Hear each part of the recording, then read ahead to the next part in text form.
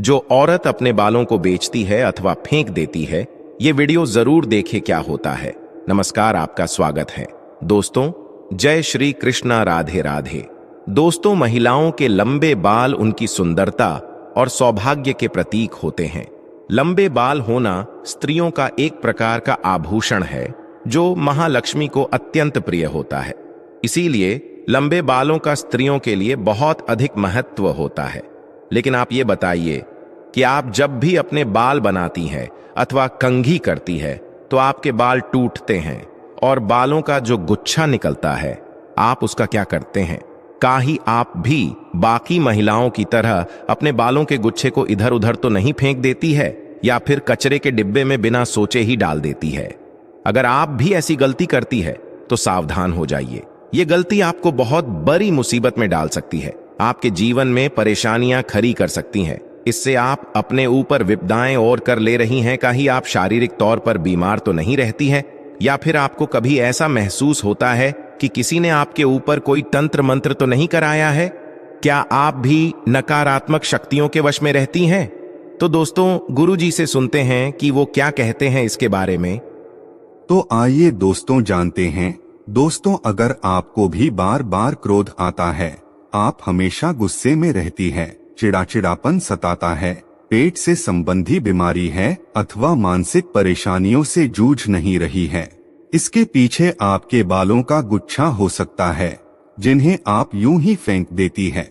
इतना ही नहीं, ये आपके जीवन में आर्थिक परेशानियां भी खड़ी कर सकती है। परम पूज्य पंडित मिश्रा जी का कहना है कि जो भी महिलाएं अपने टूटे हुए बालों के गुच्छे को यहाँ वहाँ फेंक देती है, उन महिलाओं के जीवन में बहुत सारी परेशानियां बिन बुलाए ही आ जाती है और ऐसी महिलाएं हमेशा नकारात्मक शक्तियां के प्रभाव में ही रहती है। तो दोस्तों, आखिर इन बालों का करना क्या चाहिए? आपके मन में भी यह प्रश्न अवश्य ही आता होगा। तो आज के इस वीडियो में आपको बताने वाले हैं, टूटे हुए बालों को क्या करना चाहिए, उन्हें कहाँ फेंकना चाहिए, क्या उनका दान करना सही होता है। इन सभी सवालों के जवाब जानने के लिए आप इस वीडियो को पूरा जरूर देखें। लेकिन उससे पहले अगर आप इस चैनल पर नए हैं तो इसे सब्सक्राइब जरूर करें। साथ ही वीडियो को लाइक करके कमेंट में श्री शिवाय नमस्तुभ्यं जरूर लिख देना।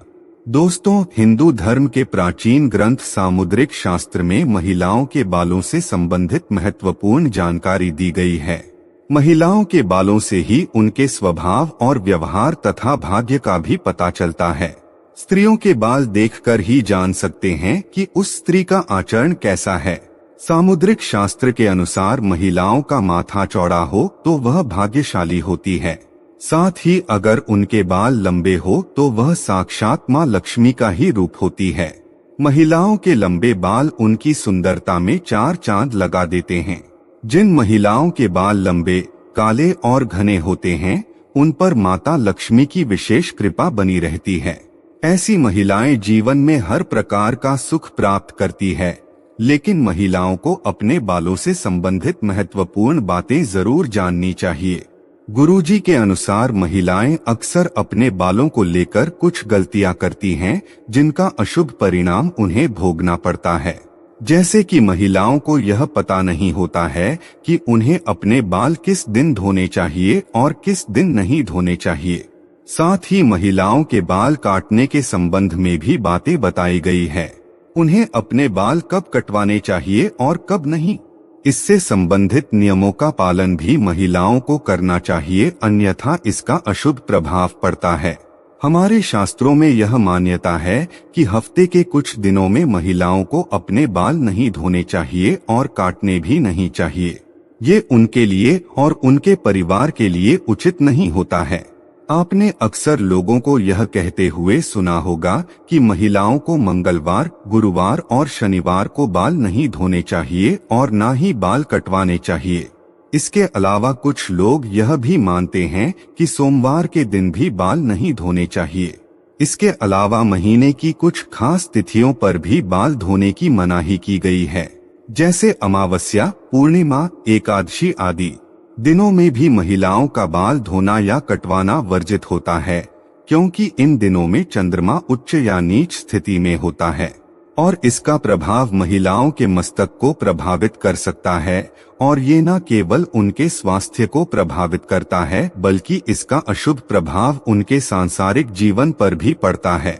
गुरुजी के अनुसार सोमवार के दिन सुहागिन महिलाओं को बाल धोने से अथवा कटवाने से बचना चाहिए, क्योंकि इससे उनके पति की उन्नति में बाधा निर्माण होती है, उसकी तरक्की रुक जाती है।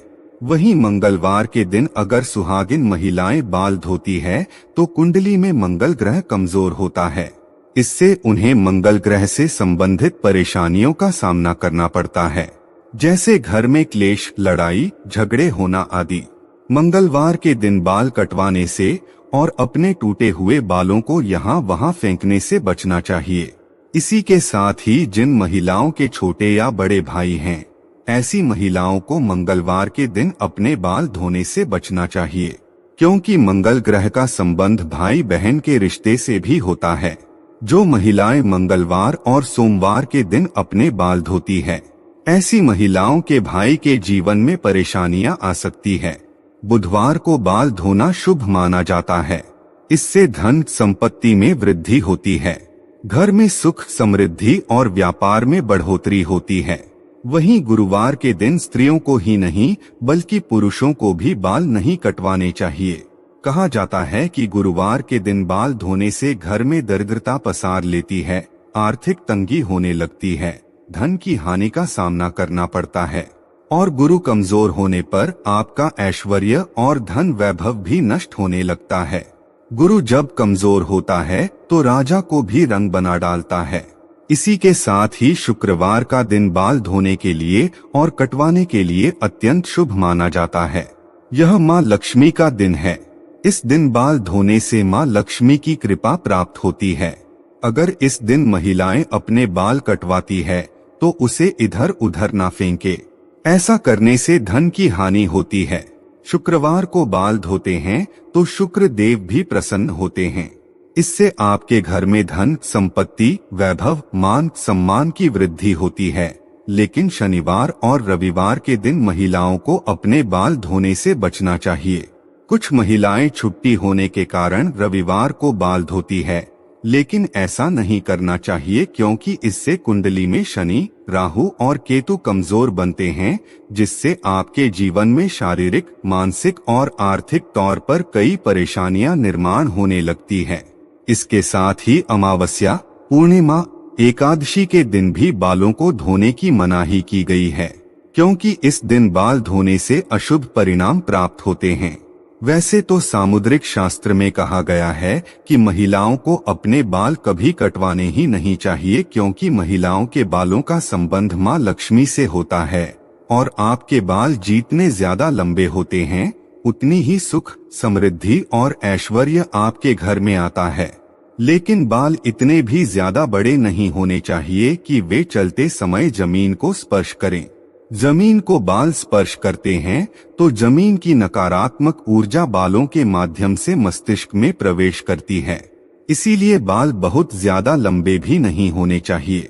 बाल कटवाते समय भी कुछ बातों का ध्यान रखना चाहिए। अगर आप रोजाना बालों में कंघी करते हैं तो बालों का जो गुच्छा निकलता है तो उसे यहाँ वहाँ न फेंके, इसे किसी के पैरों में ना आने दें और ना ही अपने बालों को कहीं पर भी खुले में ना छोड़े। रोजाना कंघी करते समय बालों का गुच्छा तो निकलता ही है और महिलाएं बिना सोचे ही उसे नाले में अथवा कचरे के डिब्बे में फेंक देती है, या कुछ महिलाएं इसे जमा करके रखती है और किसी दिन बेच देती है। लेकिन ऐसी गलती कभी नहीं करनी चाहिए। महिलाओं को यह जानना जरूरी है कि महिलाओं के बालों से तंत्र शास्त्र किया जाता है, और जो महिलाएं अपने बालों को यहाँ वहाँ फेंक देती है और उनके बाल किसी दुष्ट या पापी व्यक्ति को मिल जाए तो वह उन बालों का दुरुपयोग कर सकता है। इसके साथ ही ऐसे बालों की तरफ नकारात्मक शक्तियां भी आकर्षित होती हैं, जिसका नकारात्मक प्रभाव उस महिला के जीवन पर पड़ सकता है। यह नकारात्मक शक्तियां उन पर हावी हो सकती है और उन्हें मानसिक रूप से परेशान कर सकती है। इसी के साथ ही कई तांत्रिक लोग महिलाओं के बालों का प्रयोग करके महिलाओं पर वशीकरण भी कर लेते हैं। साथ ही तांत्रिक लोग अपने तंत्र शास्त्र में शक्तियों को सिद्ध करने के लिए भी महिलाओं के बालों का इस्तेमाल करते हैं। तो परम पूज्य पंडित प्रदीप मिश्रा जी का कहना है कि अगर आप अपने बाल बनाते हैं और आपके बाल झड़ते हैं, टूट जाते हैं और बाल कटवाते समय आपके जो कटे हुए बाल होते हैं, महिलाओं को कोशिश करनी चाहिए कि आप उन बालों को इकट्ठा करके कहीं पर भी मिट्टी में दबा दीजिए, या फिर अगर आप ऐसा नहीं कर सकते हैं तो जब भी आप अपने बालों को कचरे में फेंके या फिर यहाँ वहाँ पर फेंके तो उन्हें इकट्ठा करके उन पर थूक दें। ऐसा करने से कोई भी तांत्रिक या फिर बुरी शक्ति आपके बालों का इस्तेमाल नहीं कर सकते। तो दोस्तों, इस प्रकार से गुरुजी ने महिलाओं को महत्वपूर्ण उपदेश दिया है। उम्मीद है आपको यह जानकारी अच्छी लगी होगी। वीडियो को लाइक जरूर करें और कमेंट में जय महालक्ष्मी और जय श्री कृष्ण जरूर लिखें। साथ ही अगर आपको ऐसी ही आध्यात्मिक जानकारी वाली वीडियो अच्छी लगती है तो आप हमारे इस चैनल वास्तु टिप्स को सब्सक्राइब कर लीजिए। आप सभी का धन्यवाद।